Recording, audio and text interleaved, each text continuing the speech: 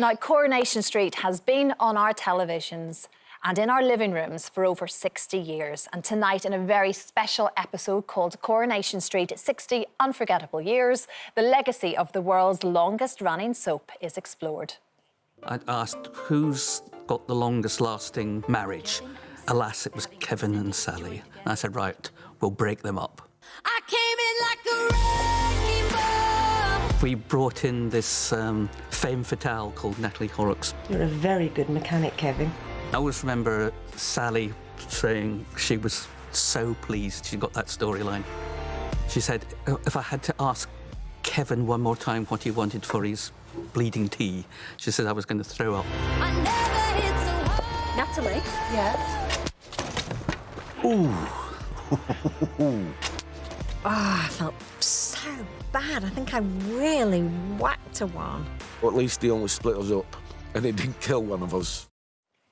Did she really whack you? Oh, she did. She did. I mean, that clip has been, you know, seen by so many people, and it still has an impact because poor Sally is the loveliest girl in the world, as we all know. And she just absolutely didn't want to do it. And then the director eventually went, Sally, we're running out of time, just hit her. She went like that. But I did. I had a massive big thing on my face, or, you know, yeah. Ooh. It was, it's quite unbelievable. And there to see Brian as well when they brought me in, because when Natalie came in and was going to break up Kevin and Sally, I honestly thought that there could be no shelf life for that character beyond 3 months, because obviously they were going to get back together and Natalie would be a name that was bandied about for years. And I think that the audience just at that time wanted a character to love to hate.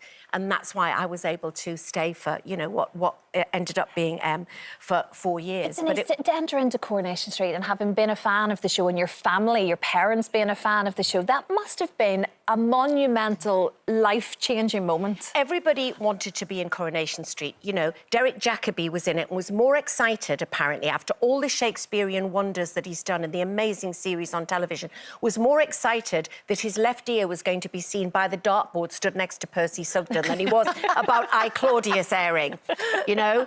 And of course, everybody wanted to be in it. So when I knew that I was going in, and I remember phoning my parents and walking into that green room, and I was in my late 30s, you know, let alone the young people who go in there, but Corrie was in my DNA, and I was so terrified of calling Vera and Jack by the wrong names, you know, and I was just in awe of actually being in it. And my mum, who, as I say, Corrie was in her DNA, although she was so proud of me going in, she said, but I mean, in a way, it's ruined it for me when your own daughter walks into the room. So that takes the reality away from it. Real. You know, but to step aside in your own mind as a fan of the show, that suddenly, yes, you are part of it. Because I guess I took my parents once on set this couple of years ago.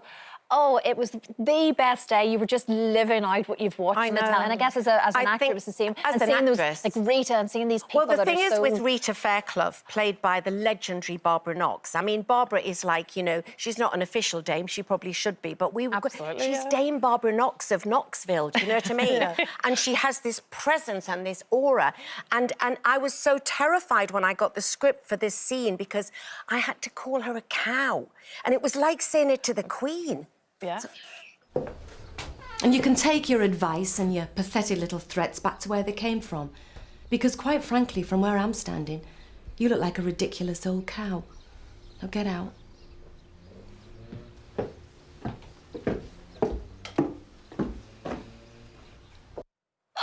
But in the car, like you felt really guilty. oh my God, I was terrified. In the car on the way back, because that was when Natalie's house was on location. So Barbara and I had travelled in the same car, and then afterwards, but she turned to me in the car and she put her hand on mine and she said, "It was a pleasure and a joy to share that scene with you." That was like winning an Oscar. Wow. I bet it was. It really was. Oh my God. It really was. I could literally ask you a million questions about that, because it just feels like such an exciting part of your life. There was just like, you know, because Barbara always wore lots of jumpers and stuff. And I remember one day, Alec Gilroy, because we were behind the bar a long time, so me and Roy Barraclough, who played Alec Gilroy, he would just make me laugh so much. And there was one day that all of these trucks arrived at Coronation Street, these great big sort of massive trucks, and people were lifting all these boxes off. And I remember Roy Barraclough just went, "There's Barbara's sweater delivery." So were you in it with Elsie Tanner? No, I wasn't in it with Elsie Tanner. No, Elsie Tanner had gone. I would have loved to have been in it with Pat Phoenix. But of course, Bill Roach, because although it's the 60th now, but I was there and I was pregnant with Louis when we filmed the 40th live. Well, doing a live presenting show is one thing, and I love working live in this thing because, you know, there is a way that you can get out of a tricky situation because you're you. But in a drama, of course, oh my God. And Well, then I think it was all live, though, wasn't it, to it start used to be with? all live in the black and white days. Yeah. It So was... that's what I remember more than anything, the black and white days. So I'm as old as Corrie. They all talk this fast all the time, like this, and they go to shop and talk like this. Yeah. And I swear that my mum actually modelled herself on Elsie Tanner. And she did actually, because she used to work in a pub, right? So she'd go to work, look at her, look. Amazing. Look, with her big hair and her scarf and her fag and her coat. And she had that sort of air of Elsie about her. She was a brilliant character. She was wasn't It goes to show, though, that just the impact that the soaps, certainly back in the day, but even now, I mean, we were talking 20+ million But people Jean were watching Alexander you, was in it, Hilda Ogden. You know, Hilda Ogden was there, and you know, Emily Derbyshire. I mean, and Ernie Bishop, Stephen Hancock, who fancied my mother. You know, my dad used to answer the phone and he'd go, "Oh, Annie, Ernie Bishop's on." Kelly, being part of a really well-loved soap, do you feel almost a sense of responsibility?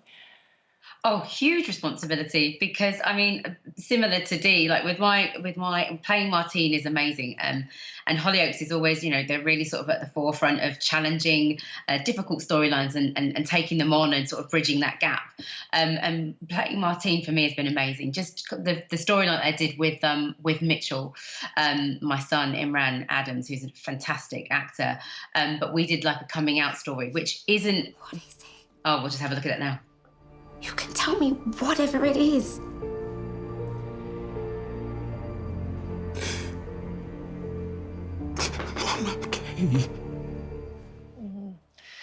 Oh, it was something that obviously has been done in terms of, you know, coming out as being gay, but in the Black community, and especially in the Christian Black community, it is even now still a taboo subject. So being able to explore that through the vehicle of Hollyoaks, which has got, you know, such an eclectic group of followers, it was really brilliant, and I loved doing it, and I love playing Martine. She's a barrel of laughs.